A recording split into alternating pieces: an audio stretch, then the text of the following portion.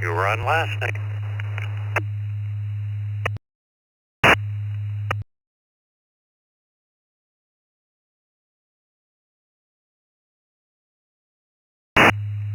I was on last night. Good morning. It's, let me see, it's nearly 10 to 11 on Tuesday morning, over.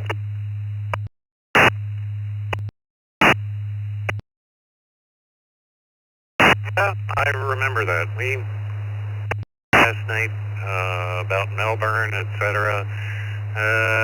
Is your little shack starting to get cooler?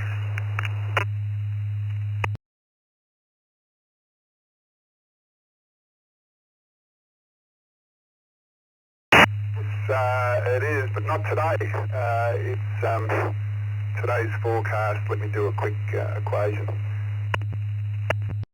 Breeze forecast today. No cloud, slight breeze, and very warm for this time of the year. Normally not this warm, but extremely nice day here, Fred.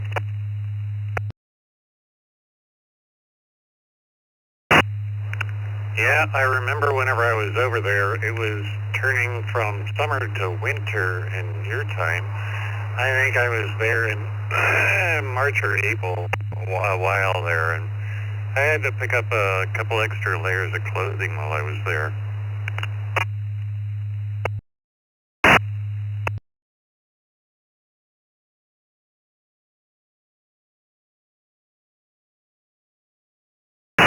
Yes, it can change greatly day to day, but I think we're forecast rain tomorrow. We need it. We rely on rain for our water supply here. We don't have any town water supply, so I get a little bit nervous when it hasn't rained for a while because we have to purchase water. And it's quite expensive to buy a truckload of water to fill our tanks. So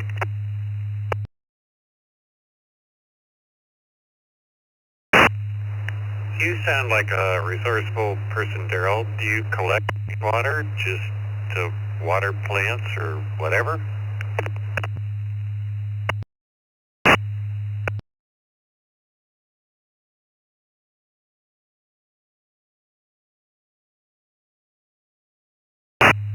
I dropped out a little bit there, Fred, so I didn't get the whole question. But no, we rely on water with the plants here. We don't, whatever grows, grows.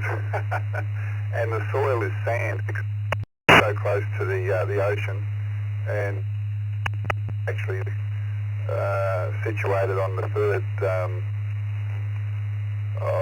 Geez, I'm having a brain fade today. But anyway, it's not far from the beach, so it's all sand. We don't have a garden. We have quite a few natural trees, coastal trees and scrub and what have you on the house block. And whatever grows, grows. I guess so. Yeah, it would be a cost to water a garden here, Fred. Over.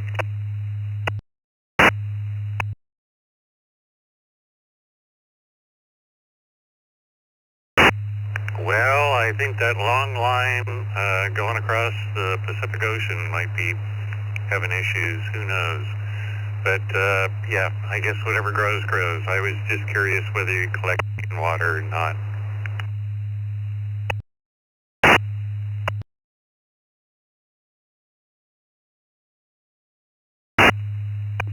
We do. Yep, the rainwater. We have a 22,000 litre tank. You can do the maths on it to convert it, but so all the rain off our roof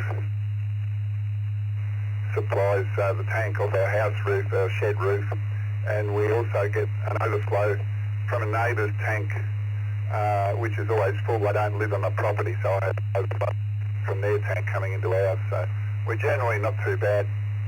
We also have partial solar power with solar panels, and we have solar hot water here, Fred. Over.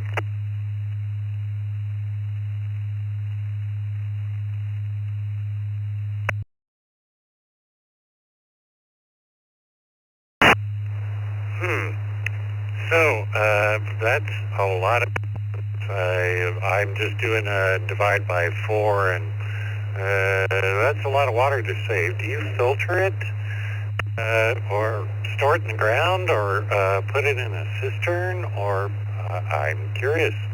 Anyway, this is KK70GC, Fred in Reno.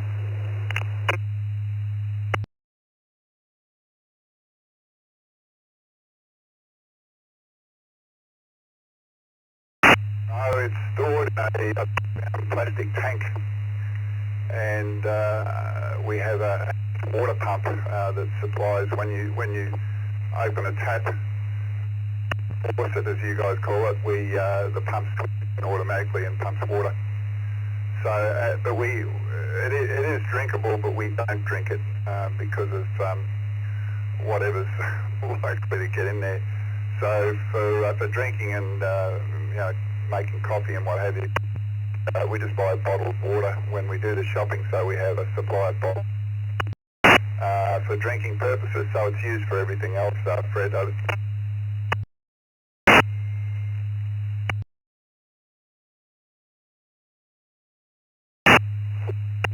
I'm curious, is your tank above ground or below ground, shared? That sounds really interesting.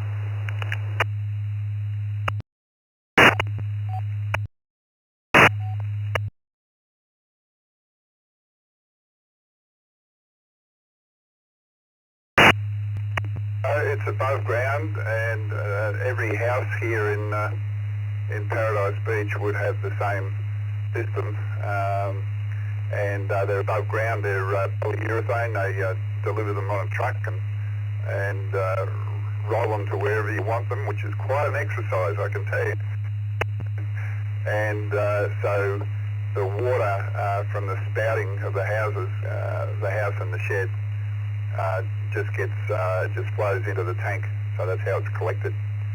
And the outlet side is just inch and a half, I think, pipe goes into a pump.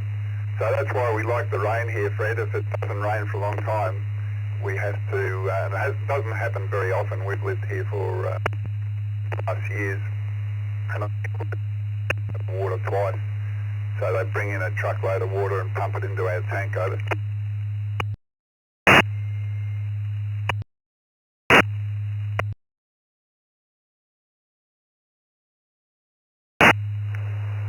All right. So where do the trucks get it from? Are there desalination plants, or are there wells in the center of the country, or I don't know.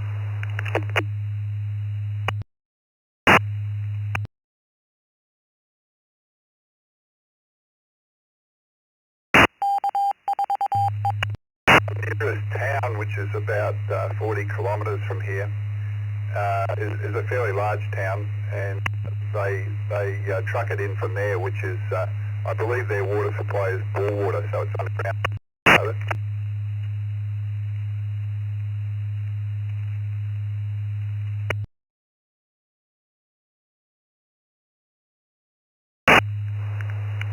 All right, so how do you get cold water? Because the sun's shining on it, and during the summer, and I guess in the winter, you have the solar panel on-demand power to heat the water for, a warm shower.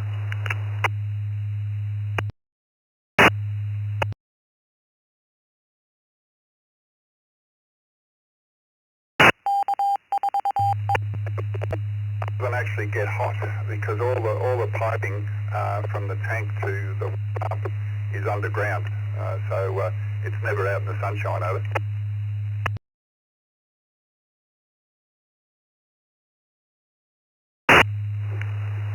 Okay, Daryl, I'm confused. So the tank sits above ground in the sunshine, and I would think the water would get hot in the summertime. And what if you want cold water?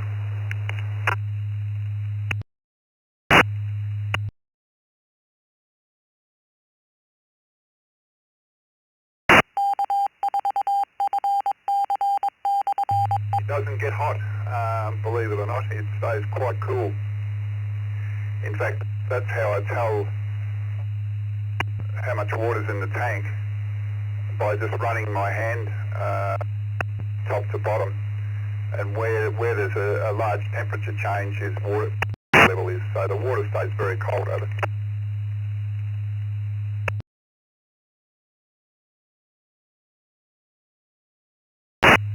Okay. Is the tank insulated?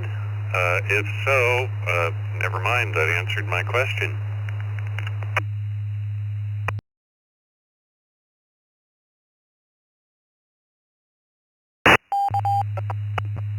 And I think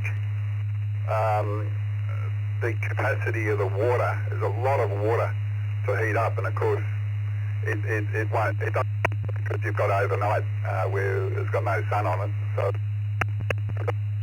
half and half, I guess, if you look at the sun in the summer and no sun. So it's really, the mass of water is so large that it doesn't actually warm up much at all over.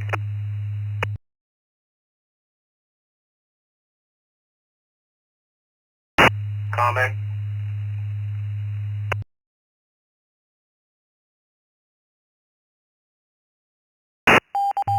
Yeah, go ahead, comment, KK70GC, I'll be listening.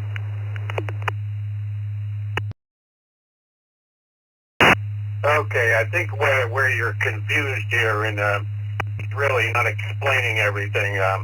I work for a municipal company, and those elevated towers, that water is pumped from the well up into the tower, so you can provide pressure. So the elevation gives you the pressure. So from the tank, the water goes back down under the ground into the pipes, the water pipes, and that's where it cools down again and comes up to the homes or wherever else it feeds. And that's and how you end up getting the cold water. Back to you.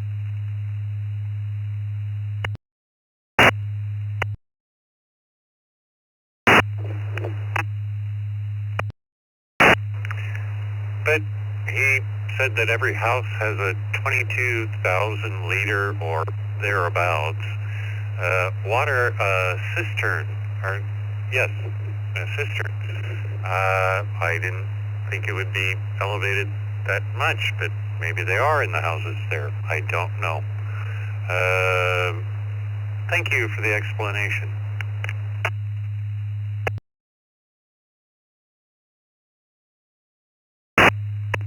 K3AWA, and just to clarify, they're a personal water supply for each household, so they're not elevated, and they're not gravity fed.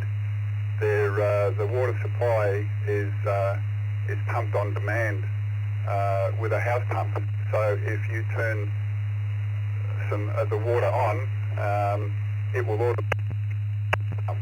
So the water will be pumped from the tank through the water system in the house.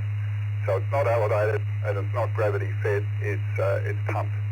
So it's a personal supply household, and you can put in how many tanks you want and how few tanks you want. We've only got one. There's only two of us that live here.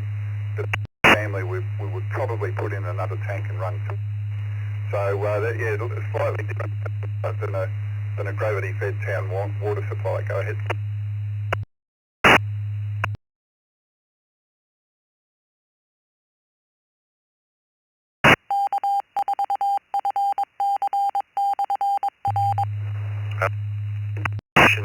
Chime in. Yeah, it's kind of interesting. It's kind of like a little, a great big trailer, if you will, that whenever you turn on the water, the pump comes on and water flows.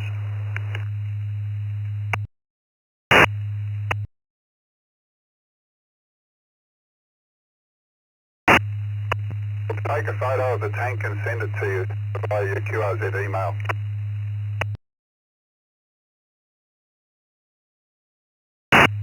Yeah, thank you, Daryl. Yeah, it's kind of fun. Anyway, I'll let someone else jump in if they wish. I'll be listening. KK70GC from VA3 AW, I believe. Anyway, I'm sitting outside. I'm not sitting by my computer. Anyway, have a good evening, good day, Daryl.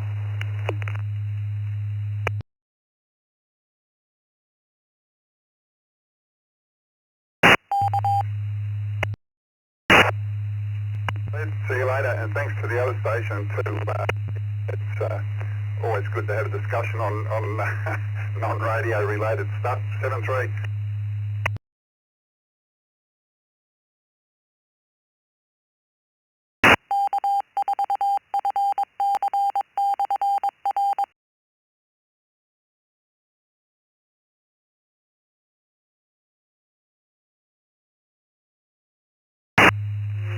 AC4BR, Brian in Kentucky. Good evening, Fred and everybody, Daryl and so forth. It just reminded me of growing up, quickly approaching the half-century mark, but we had a spring, and it's kind of reminded me of that. Of course, it was dependent on whatever water was coming out of the ground instead of rainwater. Well, at least not directly. But also reminded me of a thing that my grandpa had taught me, that you were fortunate enough to have a crawfish that lived in your spring box.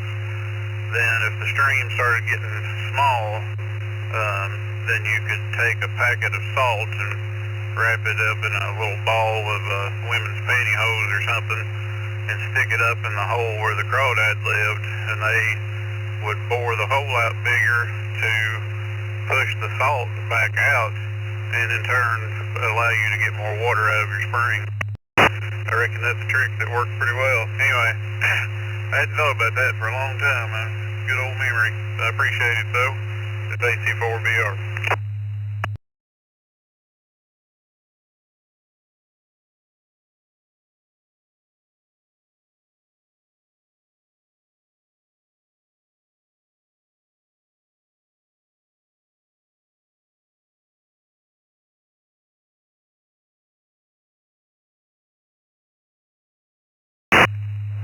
And then they breed, and then you had dinner.